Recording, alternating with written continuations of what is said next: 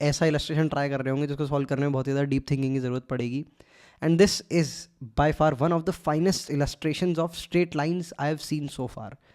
मतलब फाइन जो है in terms of like answer बहुत छोटा है, बहुत लाइक जल्दी सॉल्व हो जाने वाला आंसर है एज़ कम्पेयर टू जो लेंदी क्वेश्चन आते हैं जी एडवांस में. बट इसको मुझे लगता है कि बहुत कम ही स्टूडेंट सॉल्व कर पाएंगे, बिकॉज इसको देख के ऐसा लगता है कि क्या ही दे रखा है ना. पेपर में कोई अगर पेपर में लेट्स से हमारे बहुत सारे सवाल आते हैं, तो मेरे को लगता है इन जनरल स्टूडेंट्स की टेंडेंसी ये रहेगी कि इसकी शक्ल देखने के बाद स्टूडेंट्स इग्नोर कर देंगे और कहेंगे भाई आगे बढ़ो, क्योंकि इसको देखकर वो रिलेट नहीं कर पाएंगे कि मैंने कभी इस तरह का सवाल कर रखा है पहले या नहीं. ऑब्वियसली इस तरह के सवाल हमें जनरली देखने को नहीं मिलते अपने मटेरियल में. ये थोड़ा एक रेयर क्वेश्चन है and it is a PYQ of JEE advance. ये तुम्हारा 2000 में आया था ना, स्क्रीनिंग के पेपर्स में आया था ये, 2012 के बाद के पेपर में नहीं आया.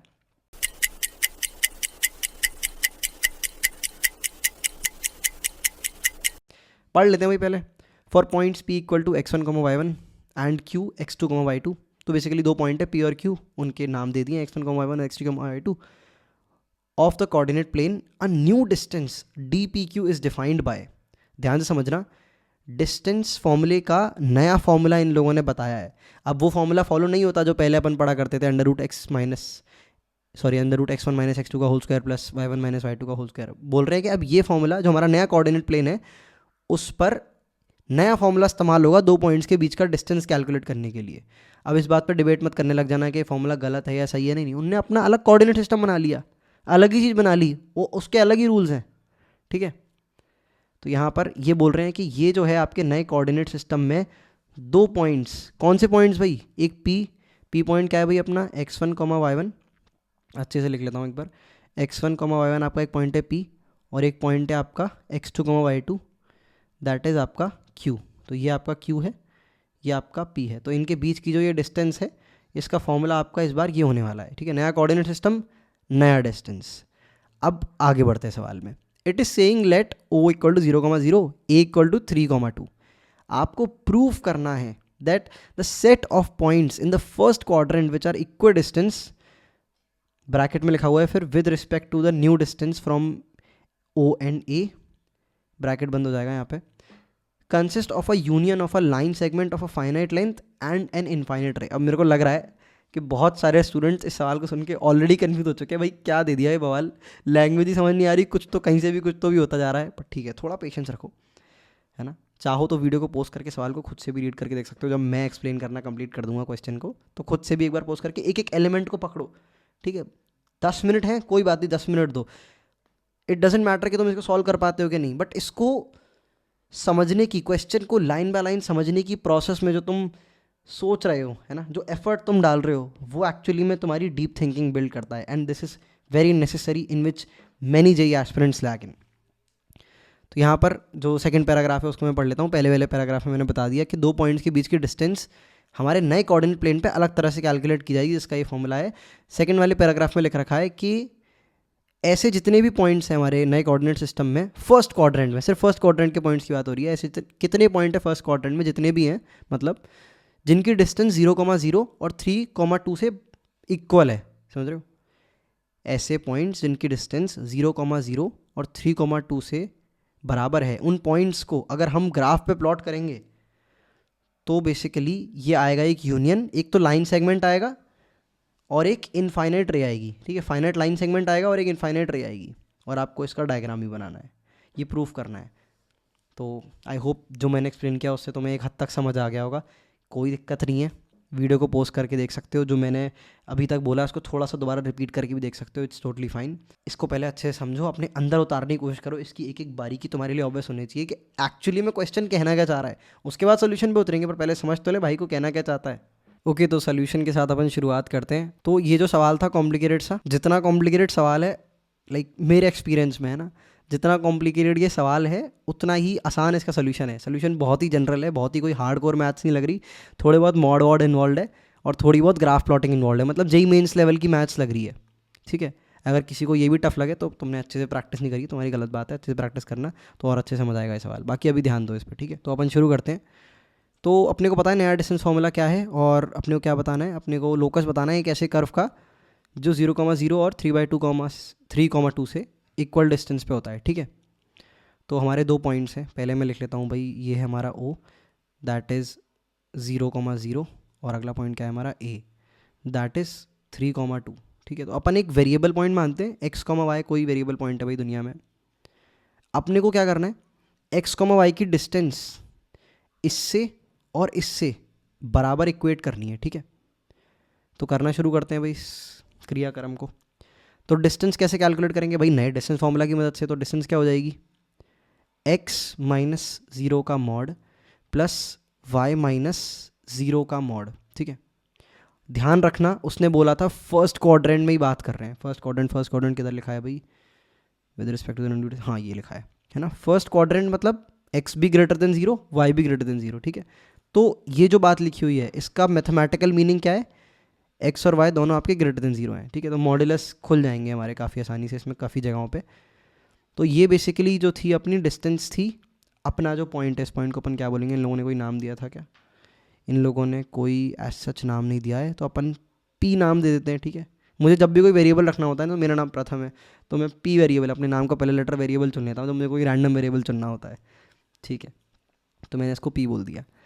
तो p और o के बीच की डिस्टेंस ये होगी नए डिस्टेंस फॉर्मूला के तहत। पुराना डिस्टेंस फॉर्मूला जो अपना अपन यूज़ करते हैं उसके तहत तो होगी √x² + y², पर वो डिस्कार्डेड है भाई, नए कोऑर्डिनेट सिस्टम की बात कर रहे हैं, नई मैथमेटिक्स, नई दुनिया क्रिएट कर दी नए की सवाल में, मज़ा ही आ गया। तो पी ओ जो डिस्टेंस है वो क्या हो जाएगी, mod x plus mod y। अब उसने क्या बोला था, उसने बोला था कि x और y दोनों ग्रेटर देन 0 है, क्योंकि हम फर्स्ट क्वाड्रेंट में बात कर रहे हैं, तो ये आपकी बराबर हो जाएगी सिंपली x प्लस वाई के।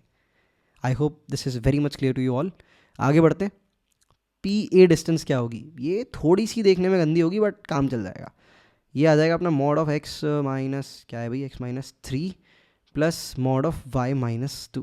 परफेक्ट, क्लियर है ना। देखो वही नया डिस्टेंस फॉर्मूला यूज़ किया है। पुराने डिस्टेंस फॉर्मूला के अकॉर्डिंग क्या होती, √(x माइनस 3 का whole square plus y minus 2 का होल स्क्वायर, ये गंदा सा एक्सप्रेशन आता। पर पुराना डिस्टेंस फॉर्मूला अपना जो देसी कोऑर्डिनेट प्लेन होता है जो मैथमेटिक्स में पढ़ते हैं, ये नया कोऑर्डिनेट प्लेन है, तो इसके हिसाब से डिस्टेंस फॉर्मूला आपकी ये होगी। आगे बढ़ते हैं भाई। अब आपने को क्या करना है, पी ओ और पी ए को इक्वेट करना है। ठीक है, इनको इक्वेट करने के बाद x और y के बीच में एक रिलेशन आएगा, वो रिलेशन ही एक्चुअली में हमारा कर्व होगा जो कि अपने को कैलकुलेट करना है, जिसका अपने को ग्राफ बनाना है।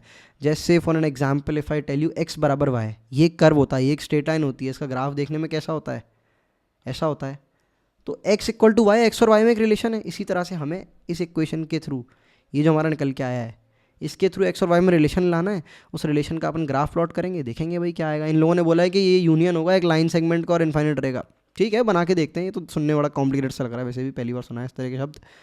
तो पी और पी ए को इक्वेट करेंगे तो it will be x plus Y, ध्यान रखना x और y दोनों ग्रेटर देन 0 है, is equals to mod of x minus 3 plus आपका मॉड ऑफ y माइनस 2।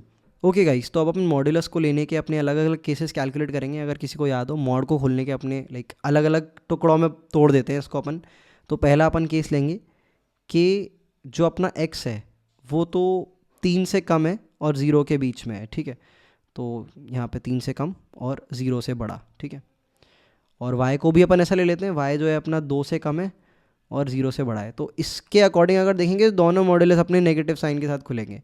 तो ये अपना बन जाएगा x plus Y is equals to 3 minus X plus 2 minus Y.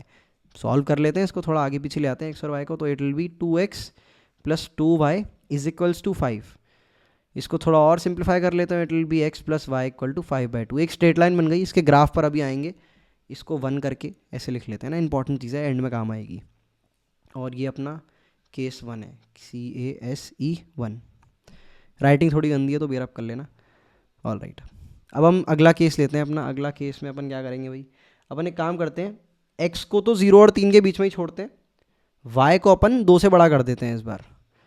तो x अपना 0 से 3 के, हमने हर पॉसिबल तरह का केस कवर करना है ना मॉड्यूलस को खोलने के लिए।